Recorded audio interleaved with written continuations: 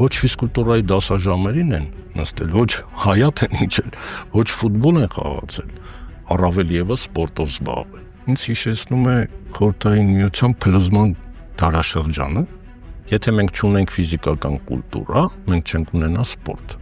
Արտուր Ալեքսանյանի անվան մարզադպրոցը, որը կառուցվում է, հիմքը դրվել է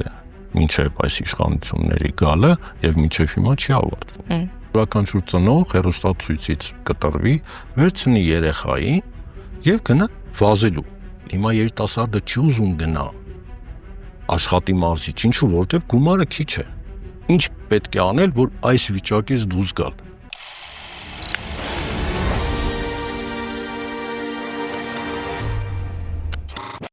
Բարև ձեզ, մեր օբյեկտիվում կարևոր թեմաներ եւ իրադարձություններ են։ Այսօր դիտարկելու ենք մի թեմա, որը կենսական անհրաժեշտության է, բայց խիստ արհամարհված։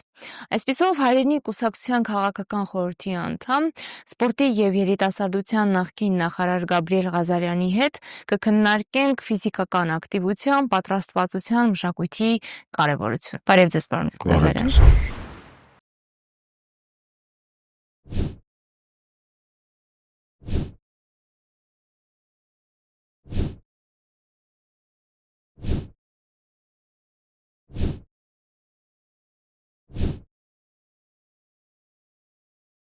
Շնորհակալ եմ, որ այստեղ եք։ Ես եմ շնորհակալ։ Յուրաքանչյուր պետության համար սպորտի զարգացումը, ֆիզիկական ակտիվության խրախուսումը, այդ մշակույթի կայացումը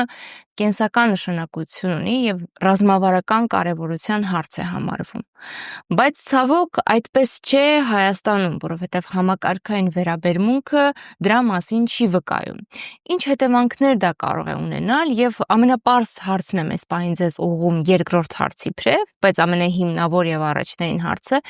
ինչու է այդ հարցը այդքան կարևոր եւ կենսական եւ ինչու է համարվում ռազմավարական կարեւորության հարց։ Ճիշտ շեշտեցիք, որ ռազմավարական խնդիրը եւ ռազմավարական հարց է։ Այս ժամանակահատվածը 2019 թվականից է, ինձ հիշեցնում է Խորհրդային Միության փլուզման դարաշրջանը, եւ որ Խորհրդային Միությունը փլուզվեց եւ այդ ժամանակահատվածում փլուզվեցին մի շարք ոլորտներ, նաեւ ֆիզիկական կուլտուրան եւ սպորտը։ Եվ կամաց-կամաց սկսվեց ստեղծումը այդ ոլորտների, նաեւ մեր ոլորտի։ Ստեղծվեց, միացան եւս նախարարություններ, ոլորտային, հետո առանձնացան սպորտ կոմիտեներ, հետո առանձին նախարարություն։ Ասեմ ինչի է պետք առանձին ոլորտ ունենալը։ Ոչ մի քանի ոլորտների համակցում իրար հետ, ինչպես որ հիմա է։ Ինչպես հիմա է։ Նայեք, ֆիզիկական կուլտուրան եւ սպորտը առանձին քաղաքականություն մշակող սուբյեկտ պետք է լինի, ունենա։ Այսինքն դա լինի, չգիտեմ, առընթեր կոմիտե, դա լինի նախարար, դա կապ չունի, բացարձակ։ Հիմա նայեք, այսօր մեր ԿԳՄՍ նախարարությունում աշխատում են գիտակ մարդիկ, բայց վարչությունը մատիս վրա քաշում քանի հոգի են։ Իրանք չեն կարողանում բարձրաձայնել այն բոլոր խնդիրները, որոնք որ եւ ներկայացնեն քաղաքականություն, որը որ անհրաժեշտ է եւ պետք է այսօր մեր Հայաստանի Հանրապետությունը։ Ինչի եմ ասում, հիշեցի Խորհրդային Միության փլուզումը, շատ դժվար էր վերականգնում։ Հիմա այս բոլոր ընթացքը նման է փլուզմանը։ Մենք կամաց հետ են գնում, ոչ թե առաջ։ Ես չեմ բողոքում, ուղղակի փաստերով լինելով ամբողջ կյանքս նվիրելով ֆիզիկական կուլտուրայի եւ սպորտի զարգացմանը, փաստացի եմ ասում։ Նայեք, ինչով է հիմա կարևոր ֆիզկուլտուրան եւ սպորտը ընդհանրապես բոլոր երկրների համար, ազգաբնակչության համար։ Մենք իրականացնում ենք մի շարք ծրագրեր, սկսված նախադպրոցական հիմնարկներից մինչև տարեցներ։ Ոչ մի ծրագիր այժմ չի իրականացվում։ Որպեսզի կարողանանք, առավել եւս ոչ այդպես զարգացած երկրներում, որպեսզի կարողանանք նայենք, այդպես ընթացքը զարգացման, ոնց կարելի է զարգացնել, պետք է դու ազգաբնակչությանը ներգրավես։ Զորով չես կարող ստիպես, որպեսզի իրան գնան առողջ ապրելակերպը ընդունեն եւ զբաղվեն առողջ ապրելակերպով։ Այսինքն դու պետք է այդքան հմուտ լինես ու լուրջ ծրագրեր ներկայացնես, որ կարողանաս շահագրգռես եւ ներգրավես ազգաբնակչությանը, փոքր երեխաներից, նախադպրոցական տարիքի մինչև մեծը։ Նայեք, այսօր չեն իրականացվում մի շարք ծրագրեր, իրականացվում են ծրագրեր, կարելի է ասել, եւս մասսայական ծրագրեր են, բայց այդ ադդաչան, մենք չենք ստանում։ Ես նաև հորդորում եմ բոլոր ծնողներին, ովքեր ունեն նախադպրոցական տարիքի երեխաներին, պարտադիր, որպեսզի իրենք էլ հետևեն։ Եթե մանկապարտեզ են հաճախում երեխաներ, ունեն պարտադիր հետևեն, որ այդ մանկապարտեզում անցկացվի ֆիզիկական։ Գիտեք, նախադպրոցական տարիքի երեխաներին ֆիզկուլտուրան մի քիչ այլ կարգավիճակ է ստանում։ Զարգացնում են տարբեր շարժողական ընդունակություններ, նախապատրաստում են։ Այո, շարժախաղերի միջոցով վազել, գնդակը վերցնել, նետել։ Ես բազմիցս ասել եմ, ուզում եմ ուղղակի հասցնել դա հանրությանը, նայեք, յուրաքանչյուր մարդը ունի մկանախումբեր, մկան։ Այդ մկանը ունի հիշողություն, յուրաքանչյուր գործունեություն կատարելու, եւ ձևավորվում է այդ մկանային հիշողությունը, ձևավորվում է մինչև 6 տարեկան հասակում։ Այսինքն ինչ աստեղից ենթադրվում։ Շատ պարզ բան, որ երեխաները պարտադիր պետք է շարժվեն։ Մենք նայում ենք, չէ՞, փողոցներում երեխաներ, երիտասարդներ, ովքեր նայում ես շարժողական կոորդինացիան վատ է։ Դա ինչից է գալիս։ Գալիս է, որ ժամանակին ոչ ֆուտբոլ են խաղացել, ոչ բակ են իջել, այսինքն բաց են թողել այդ բանը։ Այո, իհարկե, այսինքն ես հորդորում եմ բոլոր ծնողներին, որպեսզի իրենց երեխաներին պարտադիր զբաղացնեն։ Երեխաները պետք է շարժվեն։ Նույնը տեղափոխվենք դպրոց։ Գիտեք, շատ կարևոր է, շատ մեծ լումա այդտեղ ունեն տնօրենները, թե նախադպրոցական հիմնարկների, թե դպրոցների, հանրակրթական դպրոցների։ Իրանք պետք է պարտադիր ստիպողական նաև անցկացնել, պետք է լուրջ վերաբերվել այդ առարկային, ֆիզկուլտուրային, որը չի իրականացվում իրականում։ Երբ դուք ասում եք, որ տնօրենների վերաբերմունքից էլ է կախված, բայց շատ կարևոր է նաև թե ինչ պայմաններ կան, չէ՞, դպրոցում, որովհետև ինձ թվում է, որ եթե լավ կահավորված դահլիճ լինի համապատասխան մարզագույքով եւ միջավայրով, ցանկություն կառաջանալ նախ լինելու այդ դահլիճում։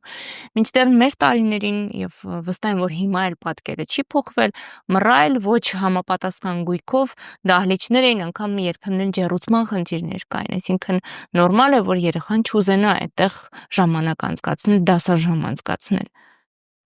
Բնականաբար ճիշտ է, իհարկե, նախ պետք է առաջնահերթ ուշադրություն դարձնել կահավորանքին։ Հատակը, տանիքը, մարզագույքը, տաքությունը բնականաբար պետք է բավարարի, այդ գործընթացին։ Անկախ ամեն ինչից,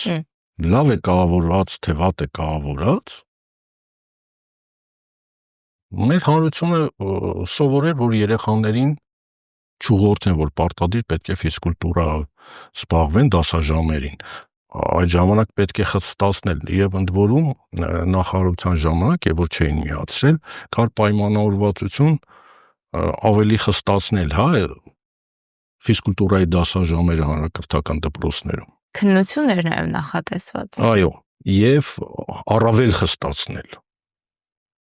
Ես հիշում եմ, խորհրդային դարաշրջանում եմ ես սովորել դպրոցում եւ շատ խիստ էր վերաբերմունքը իրականում, իսկ դա ինչի համար էր արվում, այսինքն կար ծրագրավորված, պլանավորված համակարգ։ Եթե երեխան պարտադիր զբաղվում է ֆիզկուլտուրայի դասաժամերին, նաեւ խմբակներ էին նույն, հանրակրթական դպրոցներում հիշողներ քիշին, տարբեր մարզաձևից խմբակներ էր, բացի մարզադպրոցների գործունեությունից, նաև յուրաքանչյուր հանրակրթական դպրոց ուներ խմբակներ։ Հիմա գրեթե ես նայում եմ վերացել է դա, ինչքան որ ես դիտում եմ, նայում եմ, հետևում եմ, դահլիճները, մարզադահլիճները հանձնում են արենդայով, հասկանալի է, գումար են վաստակում եւ այլն, գուցե եւ գույք են առնում, պետք է խիստ մոտեցում լինի։ Եթե խիստ մոտեցում չեղավ, խոսքը վերաբերվում է հանրակրթական դպրոցներին, նաև նախադպրոցական։ Իսկ ինչ վերաբերվում է մասսայական ֆիզկուլտուրային սպորտին, Դա պետք է իրականացնել ծրագրերի միջոցով, այսինքն պետք է այդպիսի ծրագրեր մշակեն, որը որ մենք իրականացնում ենք, որ հիմա չի իրականացում, որ դու ներգրավես ազգաբնակչությանը տարբեր տարիքային խմբերով, ներգրավես զբաղվելու, ֆիզկուլտուրայով։ Ինչու չի իրականացվում։ Ֆիզկուլտուրայով։ Պարոն Ղազարյան, ինչու չի իրականացվում։ Այդքան բարդ է, ռեսուրսներ են պետք, թե ուղղակի ցանկություն չկա։ Նայեք, եւս պատասխանեմ, դուք համ հարց տվեցիք, համ դուք էլ պատասխանեցիք։ Նայեք, եթե չկա համակարգ, չկա օբյեկտ, սուբյեկտ, որը որ քաղաքականություն է վարում, չկա նաեւ ծրագրեր։ Եթե հեծանվաբաց կամ, չգիտեմ, բասկարշավ իրականացնելով մեկ անգամ դու չես կարողանում ընդհանուր ազգաբնակչությանը բերես ֆիզկուլտուրային եւ սպորտին, առողջ ապրելակերպին ներգրավես։ Դրա համար պետք են ծրագրեր, այսինքն ծրագրերը պետք է լինեն հանրապետական մասշտաբով։ 1 տարի ընթացքում դու պետք է բոլորին ներգրավես եւ իրականացնես հանրապետական ֆինալային մի հատ մրցում։ Օրինակի համար եմ ասում ես։ Դա շատ է ազդու։ Ժամանակի ընթացքում դու բոլորին ներ ես գրավում, շահագրգռելով, հետո եթե ինքը տեղ գրավեց կամ ինչ-որ որը չգիտեմ 12 տեղ, 24 չգիտեմ, որը գումարային պարկ է, դրամական շնորհ, չգիտեմ, որը խրախուսման մեխանիզմ է, դու պետք է ներգրավես, որը չի իրականացվում։ Գիտեք, քաղաքականությունը այսօր ԿԳՄՍ նախարարության երևի այլ է, իրականացնում են մի շարք միջազգային խոշոր միջոցառումներ Հայաստանում, Եվրոպայի աշխարհի առաջնություններ, տարբեր տարիքային խմբեր։ Այդ գումարը, որը իրանք ներ են դնում այդ միջոցառումներին, կարելի է ուղղել այլ տեղ։ Մենք այդ զարգացած երկիրը չենք, որ մենք գումար ամեն ինչ նորմալ է, ֆիզկուլտուրա, սպորտը իր քաղաքականությունը վարում է, ֆեդերացիաները լիովին ապահոված են ամեն ինչով եւ մենք անցկացնենք նման խոշոր միջոցառումներ։ Չեմ կարծում, որտեվ դա այդ գումարը կարելի է ուղղել այլ տեղեր։ Մեկ-մեկ ինձ թվում է, որ չեմ բողոքում, ուղղակի կիսվում է դա։ Իշխանությունների այս մեծ մասը գրեթե ինձ տենց է թվում, որտեվ պատկերացում չունեմ։ Ոչ ֆիզկուլտուրայի դասաժամերին են նստել, ոչ հայաթ են իջել, ոչ ֆուտբոլ են խաղացել, առավել եւս սպորտով զբաղվել։ Գործի մեջ պրաֆան լինել չի կարելի։ Հրավիրեք լուրջ մասնագետների, թող գան ձեզ ուղղորդեն։ Ինչ պետք է անել, որ այս վիճակից դուրս գալ։ Իրական խայտարակ վիճակ է, ես ոնց նայում եմ, ու մենակ խոստալով ծրագրեր ներկայացնելով, որ մենք օրինակ 2024 թվականից մինչև 2030 թվական ունենք ֆիզկուլտուրայի եւ սպորտի կառավարության որոշումով հաստատված զարգացման ծրագիր։ Ասվում է, բայց չի արվում։ Ես ընդ որում հետևում եմ 2024 թվականից 23 թվականին ընդունվել է դեկտեմբերին կառավարության նիստին եւ 24-ից ծրագիրը գործում է զարգացման։ Ուր մնացին նախորդող տարիները իրենց կառավարման 2018-ից մինչև այսօր։ Եվ դուք նշում եք, որ ծրագրերը, որոնք ձեր ժամանակ արվում էին, չշարունակվեցին եւ մի բան էլ քանդեցին եղած համակարգը, որը ներողություն, բայց հաստատ իդեալական չի եղել, բայց երևի ինչ որ բան եղել է, որի վրա կարելի էր կառուցել եւ ոչ թե եղածել քանդել։ Միանշանակ իդեալական ոչ մի բան չի եղել, բայց մենք միշտ ձգտել ենք, բերենք դեպի իդեալականի, դեպի լավի, դեպի զարգացման, ու մենք ոչ մի բան չենք բաց թողել յուրաքանչյուր ծրագրեր ներկայացնելու, կառավարությունում քննարկում անցկացնելու, որն է ավելի ճիշտ, որն է ավելի արժանի այս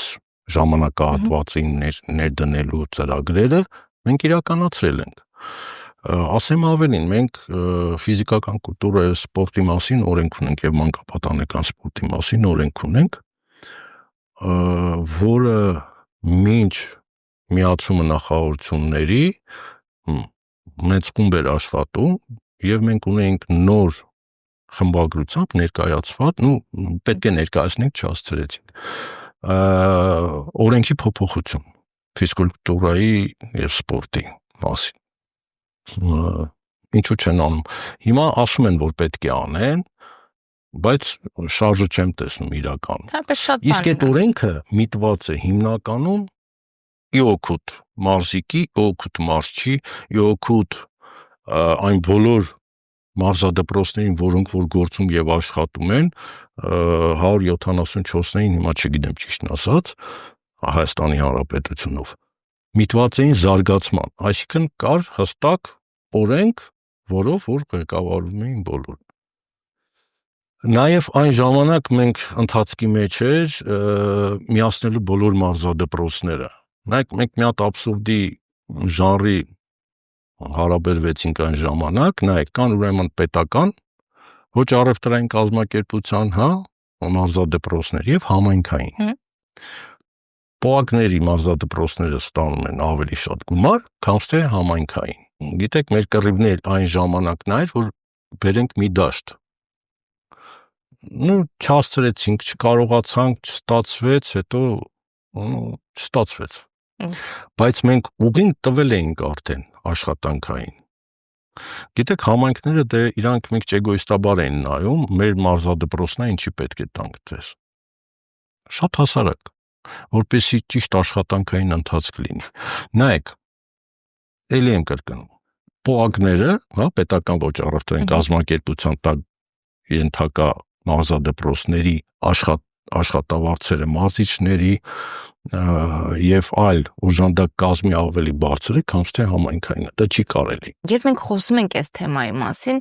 խոսում ենք նաեւ, որովհետեւ սա շատ մեծ նշանակություն ունի հանրային առողջության համար։ Հանրության առողջությունը ուղիղ համեմատական է, թե տվյալ հանրությունը որքանով է ներգրավված ֆիզիկական ակտիվությանը։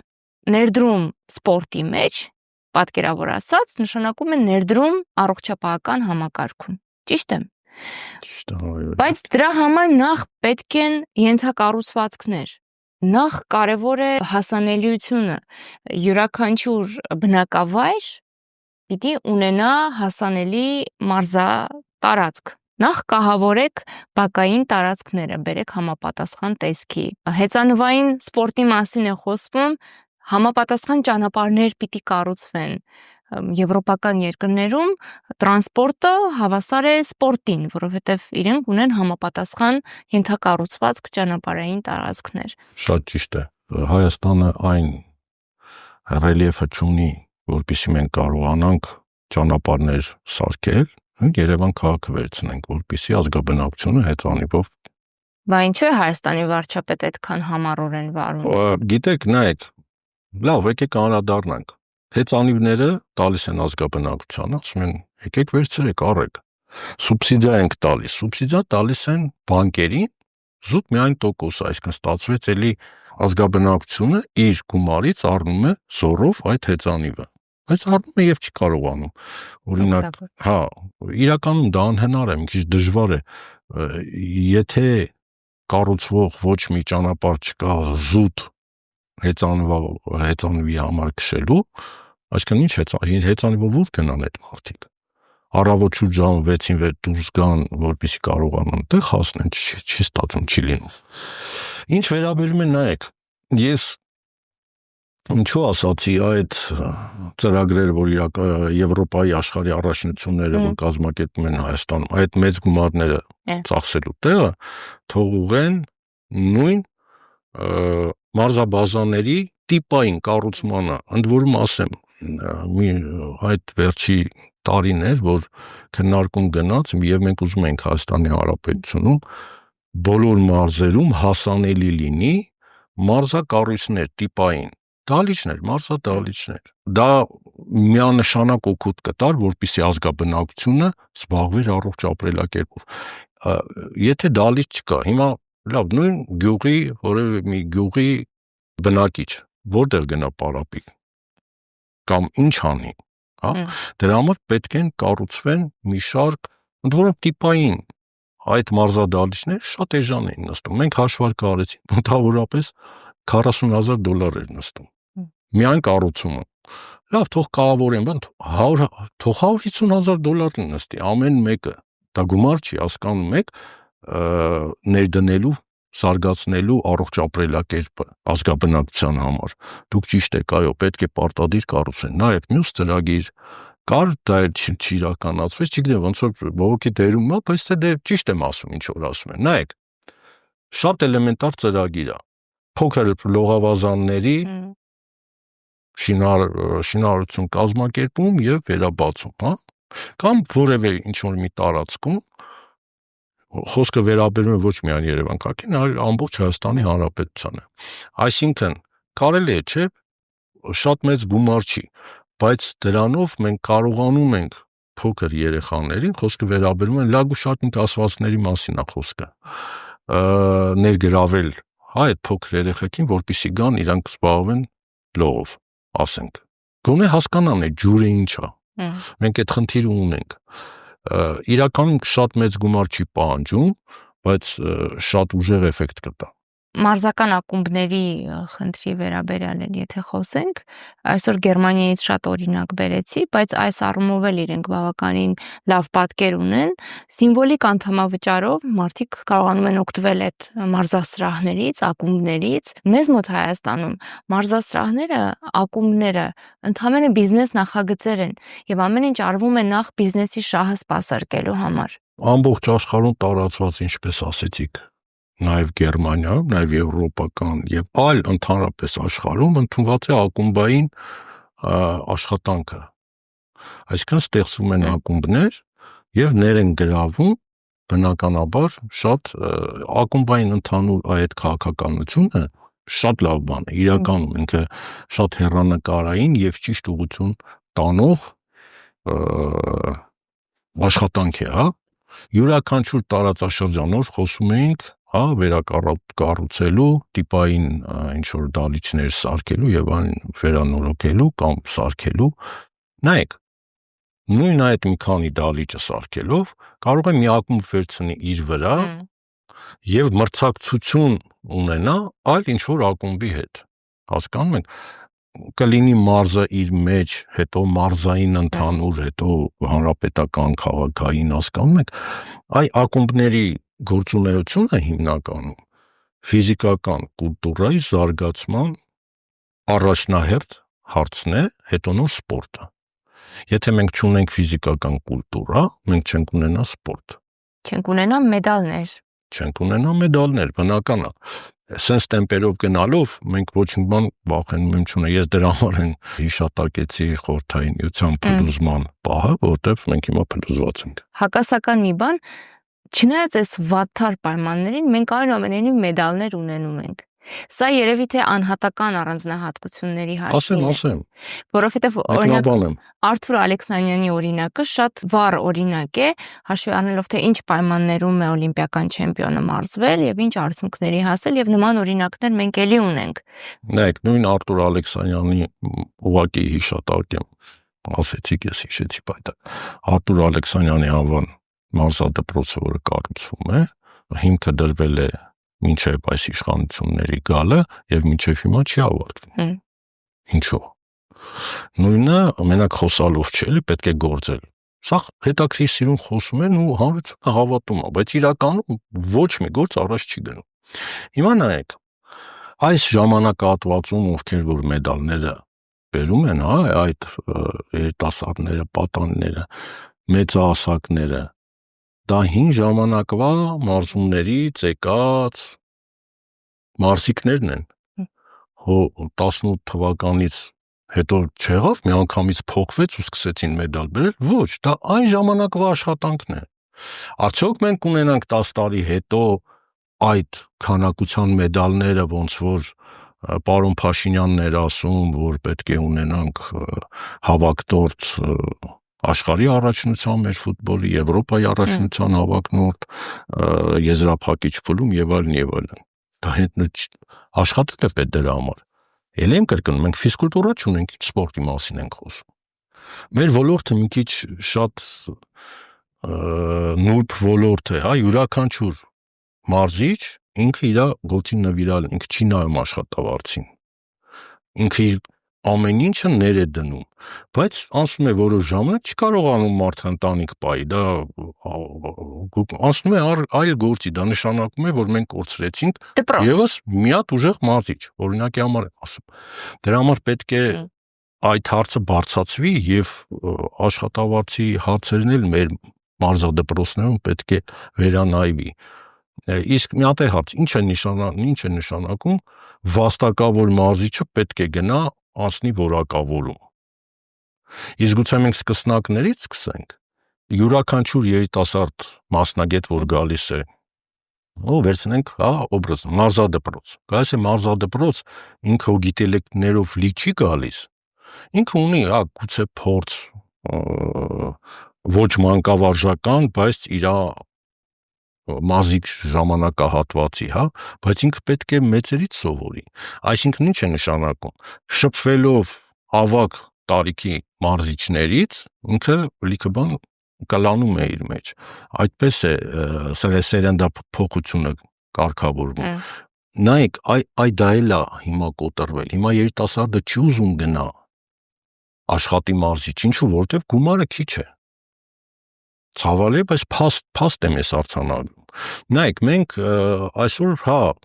նույն մարզիչների շնորհիվ վաստակում ենք մեդալներ։ Իրականում մեր մարզչական ժողովուրդը չլինի, այդ համայնքը չլինի նվիրալների, մենք ոչ մի մեդալ չենք ունենա։ Այդ ժամանակ եւ որ ոչ մի բան չի արվում իրանց համար։ Բնականաբար սպորտ աշխարհի համայնքին հասկանա ես ինչ եմ ասում։ Չի արվում։ Գնահատական չկա։ Նայեք, մենք ջրացատկից մեծ ասակներով ունենք մեդալներ Եվրոպայի առաջնությունից։ 2025 թվականին ունենք արծաթե մեդալ։ Բրոնզե չէ, երկրորդ տեղ Եվրոպայի առաջնությունից մեծ ասակների ընդ որում։ Բայց մենք ունենք մի հատ բազա, որը համապատասխանում է ջրացատկին, բայց այդ բազան 60-ական թվականների բազա է 70, հասկանում եք, էլի ինքը միջազգային չափանիշը չունի, բայց մեկը ի շնորհիվ մեր մարզիչների գնում են մարդիկ մեդալը բերում են, այսինքն մարզիկներն է պարապում են։ Ճիշտ է, մի քիչ գումար ավել են ծախսում, ֆեդերացիաները իրանց գրպանից են ծախսում, բնականավոր տանեն այլ ինչ-որ երկրներ, ուսումնամարզական հավաքներ անցկացնեն, բան որ կարողանան մեդալ բերեն Հայաստանի Հանրապետության համար։ Եթե մենք ունենանք համապատասխան պայմաններ, սա նաև բիզնես ներդրում կլինի, որովհետև այլ երկրներից էլ կուզենան գալ այստեղ մարզվել օրինակ։ Նայեք, շահավետ կարող է լինել։ Միանշանակ, նայեք, օրինակ Ծաղկաձորի մարզաբազան եւ որ կառուցվեց, մի շարք քննարկումը գնում էր, այն ժամանակ Խորհրդային Միությունում, որն է ամենահարմարավետ տարածաշրջանը ուսումնամարզական գործընթացը կազմակերպելու, որպիսի պրոցեսը կազմակերպելու այդ գործընթացը, որպիսի կարողանալ բարձր արդյունքներ ցույց տալ։ Եվ Հայաստանը, իդեմս Ծաղկաձոր քաղաքի, հաղթեց այդ ամեն ինչը, ու ասեմ իրականում այս ժամանակահատվածում է շատ հավաքականներ տարբեր երկրներից գալիս են Ծաղկաձոր։ Նույն հիշացնեմ 2014 թվականի օլիմպիական խաղերը Սոչիի ձմեռային, երբ ես լավ հիշում եմ ուղղակի այդ ժամանակահատվածը աշխատում էի իրանց հետ, Դաուկավասկի մարզիկները Բելարուսիայի, որոնք մեկնելու էին օլիմպիական խաղեր, եկան Հայաստան Ծաղկաձորում ուսումնամարզական հավաք անցկացրեցին։ Ուստերից միանգամից գնացին օլիմպիական խաղեր, մեկնեցին օլիմպիական խաղեր։ Ծաղկաձոր ինքը, բարձրադիր, ասենք, գոտի է, օդը լրիվ տարբերվում է այլ տարածաշրջանների եւ երկրների օդից։ Ես լուրջ եմ, իրականում ինքը բնական դոպինգ է մեր Ծաղկաձորի օդը։ Իրանք Բելարուսիայի հետ նույն հավաքականը ստեղից մեկնեց օլիմպիական խաղեր եւ ինչքան մեդալներ կա, իրանք գրավեցին։ Եվ այդ բոլորը իրանք գցեցին Ծաղկաձորի վրա, որտեղ ճիշտ կազմակերպված ուսումնամարզական հավաք էին անցկացրել։ Հրաշալի գովազդ է։ Իհարկե, դա գովազդ է։ Եվ այսօր շատ թիմեր գալիս են, իհարկե։ Իսկ ինչի պետությունը, կառավարությունը, իշխանությունը նաև որպես բիզնես նայելով, Չէ՞ որ գումար է ներգրավում ինքը Հայաստան։ Եվս մի հատ նման բազաներ ստեղծեն։ Ինչու ոչ։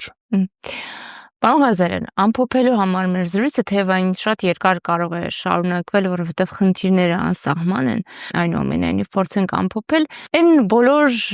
խնդիրները, որոնք մատնացույց արեցիք, դրանց պատասխանատուն բնականաբար պետությունն է, լծակները պետությանն են, քաղաքականությունը պետությանն է, բայց ես այս պահին կուզեմ ձեր խոսքը ուղղեք ծնողներին, ընտանիքներին, որովհետև իշխանությունը այսպիսինն է, այս որակները ունի եւ ցանկություն չունի լուրջ քաղաքականություն վարել եւ դեռ հարցերի հարցն է իրենց պետք է որ Հայաստանի Հանրապետությունում լինի առողջ հանրություն, թե չէ, բայց ընտանիքներին հո պետք է որ իրենց երեխաները առողջ լինեն։ Այս պարագայում ինչ անեն ընտանիքներում, որ սերմանվի սեր եւ ուշադրություն սպորտի հանդեպ։ Ինչու եմ այս հարցը տալիս, որովհետեւ վստահ եմ, որ եթե ծնողները ընտանիքը կարևորեց այս մշակույթը, համապատասխան պահանջ ձևավորվելու է պետությանը եւ հնարավոր է, որ ի վերջո սայլը տեղից շարժվի։ Շատ ճիշտ ասացիք, նայեք, յուրաքանչյուր ընտանիք ինքն է կառավարում իր մանուկների, իր երեխաների առողջության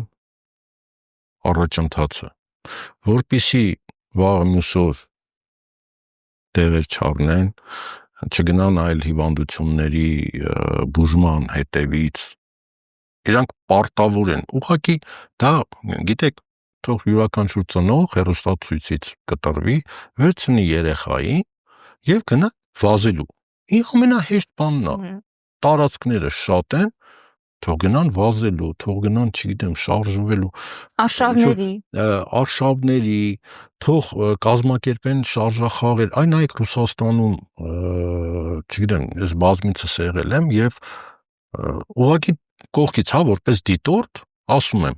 յուրաքանչյուր ընտանիք շաբաթ-կիրակի վերցնում է իր երեխային գնում է, շաբաթ-կիրակի չլինի, օրվա երկրորդ կեսը աշխատանքից գալիս են, գնում են ինչ-որ, չգիտեմ, դահուկ քշելու կամ զբաղվելու, շարժախաղեր են կազմակերպում, շենքով են շարժախաղեր կազմակերպում, իրար հետ մրցում են ընտանիքներով։ Այսինքն յուրաքանչյուր ընտանիքի եւ ծնողների